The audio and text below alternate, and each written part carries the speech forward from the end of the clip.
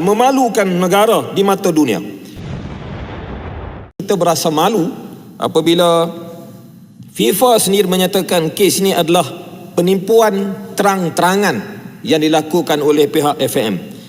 Tindakan FAM menggunakan dokumen pemain dipalsukan ini bukan sahaja mencemarkan sukan, tapi mencemarkan nama baik Malaysia di mata dunia. Soalannya mudah. Bagaimana dokumen palsu ini boleh terlepas?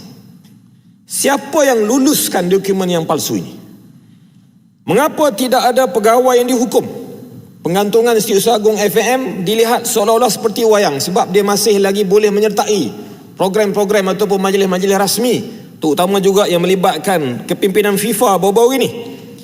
Ini bukan kesilapan teknikal, Datuk Musi. Ini adalah kegagalan amanah dan integriti kepada pihak yang menguruskan hal yang berkaitan. Kesannya, Malaysia boleh berdepan dengan pengantungan dalam kejohanan antarabangsa, ranking negara boleh merosot, keputusan perlawanan boleh dibatalkan, penaja tarik diri, dan yang paling membimbangkan kita, keyakinan peminat sukan bola sepak, keyakinan rakyat kepada institusi seperti mana FAM akan terus merudum merosot. Nampaknya hari ini Harimau Malaya bukan terbunuh di atas padang, tapi terbunuh kerana tangan-tangan manusia yang tidak amanah dan hilang integriti.